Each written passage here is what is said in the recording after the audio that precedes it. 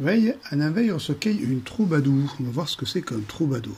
Et comment ça marche, un troubadour? Or, souvent, vous avez l'idée qu'un troubadour, c'est un gars qui va de château en château, là, pour se gagner la vie. Non, ça, c'est plutôt un jouglard, un trouvère. Un troubadour, c'est quand même autre chose. Alors, le mot troubadour, ça vient du verbe trouba en occitan et dour, celui qui trouve, le trouveur de vers, le poète, en gros. C'est souvent un intellectuel, hein, c'est quelqu'un qui va écrire, passe pas son temps de château en château.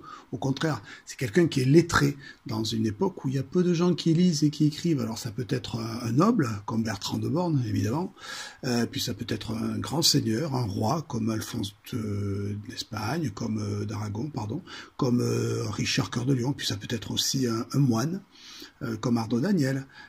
Quelquefois, c'est un roturier, comme Bernard Ventadour, mais c'est très très rare.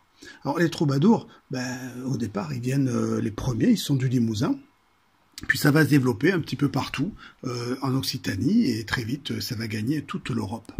C'est un phénomène qui va devenir mondial.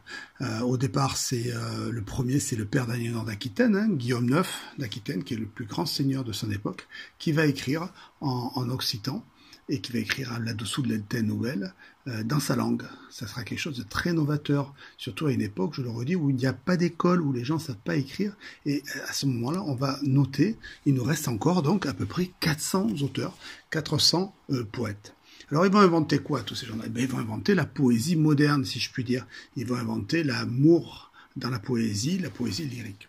Ils vont transposer la vassalité, la féodalité, dans l'amour, le seigneur et le vassal. Alors, la femme sera la soberane, le seigneur, et puis le troubadour sera l'ouvassao, ce sera son vassal, il sera inférieur. Alors, bien sûr, elle va pas lui mettre comme ça, elle va pas en faire un chevalier, mais elle va lui faire passer quelques petites épreuves pour être sûr qu'il la mérite, qu'il est à son niveau. Alors, peut-être qu'il a raté quelques bêtes, ça j'en doute, quoique, pourquoi pas, il va aussi se maraver sérieux avec d'autres seigneurs pour montrer qu'il est très fort. Mais surtout, ce qu'il va faire, c'est qu'il va écrire, qu'il va faire de la poésie, qu'il va vanter sa dame, qu'il va vanter du mieux possible, qu'il va inventer ainsi une nouvelle façon d'écrire. Et alors, comme elle sera heureuse, elle va lui offrir le prix, la récompense qui va être l'oubeisa, le baiser. Alors, au Moyen-Âge, les yeux sont les fenêtres de l'âme. Et la bouche, c'en est la porte. Tout ça, c'est très symbolique. Et alors, comme les Indiens échangeaient leur sang pour se dire qu'ils étaient frères de sang parce qu'ils étaient égaux, tu es comme moi, le baiser, ça sera la même chose.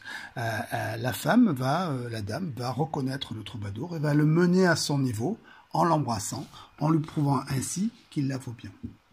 Donc, sans les troubadours, il n'y a pas de femme supérieure à l'homme, il n'y a pas d'amour, il n'y a pas de poésie d'amour, puis on peut dire qu'il n'y a pas de baiser d'amour. Et on ne sait pas ce qu'il y aurait à la fin des films, finalement, des films hollywoodiens, s'il n'y avait pas eu les troubadours. Bon, la poésie des troubadours elle va aussi influencer la majeure part des grands moments poétiques de l'histoire de l'Occident. Elle va être au cœur de la Renaissance, avec Dante, qui connaîtra très très bien les troubadours, extrêmement bien, puis aussi Goethe qui va les lire et qui va lancer finalement, créer le romantisme, et il aura puisé profondément dans les troubadours, et puis des gens comme Aragon en France, mais aussi Ezra Pound, et puis d'autres poètes comme Williams aux États-Unis vont être influencés par la poésie des troubadours à l'époque moderne. Alors j'espère que vous avez bien tout compris, que vous avez bien pigé là maintenant que les troubadours, c'est génial.